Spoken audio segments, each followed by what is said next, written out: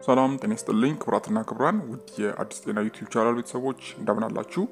ዛሬ እንግዲህ በሌላ ቪዲዮ ተገናኝተናል። ዛሬ በዚህ ቪዲዮ ላይ የምንመለከተው እንግዲህ ኤችአይቪ መዳን ይችላል የሚለውን ነው። እንዲሁም ሕክምናው ምን ይመስላል የሚለውንና በአጠቃላይ ከኤችአይቪ በሽታ ጋር የተያያዙ ነገሮችን በስፋት በዚህ ቪዲዮ ላይ ወደ እናንተ የማደርስ ይሆናል ማለት ነው። ከዛ በፊት ግን ሁላችሁም ይህንን ቪዲዮ ላይክ በማድረግ ጀምሩ። እንዲሁም ለዚህ አስተማሪ የጤና ቻናል አዲስ ከሆናችሁ ሰብስክራይብ በማድረግ ቤተሰብ ሁኑ። አሁን በቀጥታ ወደ ጉዳያችን እንገባለን። እስከ ቪዲዮ ፍጻሜ አብራችሁን ቆዩ።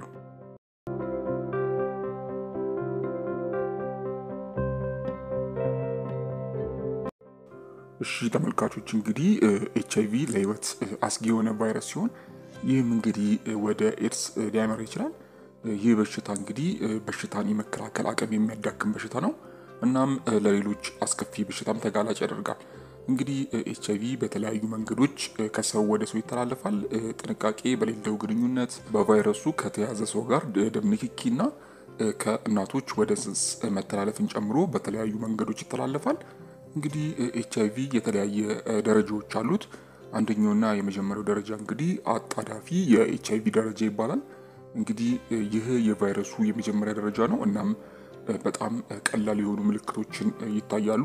እንግዲህ በዚህ ደረጃ ላይ የሚታዩ ምልክቶች ማለትም በአጣዳፊ የኤችአይቪ ደረጃ ላይ የሚታዩ ምልክቶች ትኩሳት፣ ራስ ምታት፣ ጅፍታ፣ ተቅማጥ፣ ሳልና ክብደት መቀነስ በዚህ ደረጃ ላይ የሚታዩ ምልክቶች ናቸው።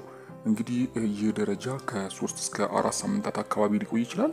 ይህም እንግዲህ የመጀመሪያው ደረጃ ቢሆንም የቫይረሱ ስርጭትና መስፋፋት ከሌሎች ደረጃዎች የበለጠ ነው። እንግዲህ በዚህ ደረጃ ላይ በሽታው እንዳለ ከታወቀ ስር ሳይሰድ ህይወትን ማዳን ይቻላል። ሌላኛው ሁለተኛው ደረጃ እንግዲህ ስር የሰደደ ደረጃ ነው። እንግዲህ ይህ ሁለተኛው ደረጃ ነው። በዚህ ደረጃ ምንም አይነት ምልክት ላይታይ ይችላል። ነገር ግን ቫይረሱ አሁንም በሰውነት ውስጥ ይኖራል። ይህ ደረጃ እንግዲህ ለጥቂት ዓመታት ሊቆይ ይችላል። በዚህ ደረጃ እንግዲህ የኤችአይቪ እድገት አብዛኛውን የሚገታው በበሽታ የመከላከል ስርዓት ላይ ነው ማለት ነው። ሌላውና ሶስተኛው እንግዲህ ምልክታዊ የኤችአይቪ ደረጃ ይባላል። ይህ የኤችአይቪ ደረጃ እንግዲህ ነገሮችን ይበልጥ አሳሳቢ መሆን የሚጀምሩበት ጊዜ ነው። በዚህ ደረጃ ላይ እንግዲህ ቫይረሱ መባዛቱንና የሰውነት በሽታ የመከላከል ስርዓትንም እያሽቆለቆለ በመሄድ ደካማና ለችግር የመጋለጥ እድልን ይጨምራል። እንግዲህ በኤችአይቪ በሶስተኛ ደረጃ ላይ ሊያጋጥሙ ከሚችሉ አንዳንድ የተለመዱ ምልክቶች መካከል ትኩሳት፣ ተቅማጥ፣ እብጠት፣ ክብደት መቀነስ፣ ድካም፣ የሳምባ ነቀርሳ፣ በአፍ ውስጥ ኢንፌክሽን፣ እነዚህ ዋነኞቹ ምልክቶች ናቸው ማለት ነው። በሶስተኛው ደረጃ ማለትም በምልክታዊ ኤችአይቪ ደረጃ ላይ የምታዩቸው እነዚህ ዋነኞቹ ምልክቶች ናቸው ማለት ነው። ሌላው እንግዲህ ስለ ኤድስ ስናይ እንግዲህ ኤድስ ከ8 እስከ 10 ዓመታት አካባቢ ያልታከመ ኤችአይቪ ወደ ኤድስ ያድጋል። እንግዲህ ኤድስ በሚይዝበት ጊዜ የበሽታ መከላከል ስርዓት በከፍተኛ ሁኔታ ይጎዳል። ይህም እንግዲህ ለብዙ ጉዳይ ኢንፌክሽኖችንና ነቀርሳዎች ተጋላጭ ያደርጋል። በአጠቃላይ እንግዲህ በዚህ ጊዜ የተለያዩ ምልክቶችን ታስተውላላችሁ።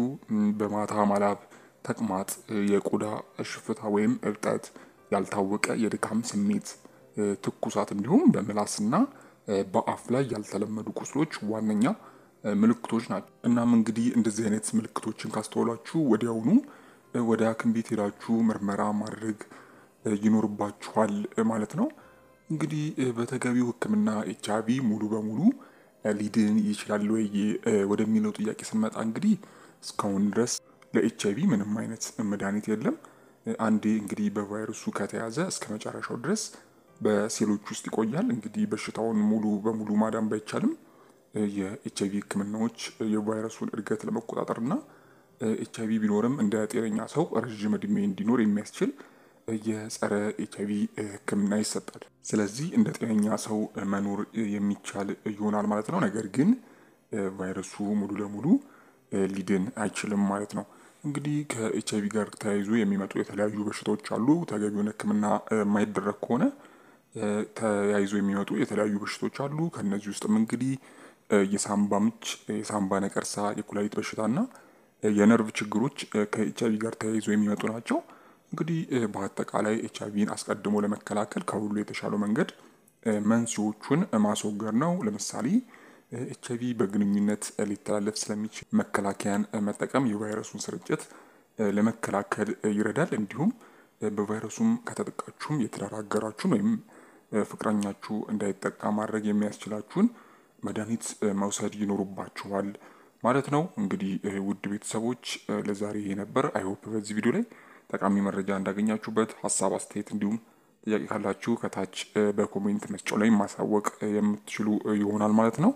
በቀጣይ በሌሎች ቪዲዮዎች እመለሳለሁ። እስከዛው በያላችሁበት ፈጣሪ ሰላሙን ያብዛላችሁ። ደህና ሁኑ። ቻው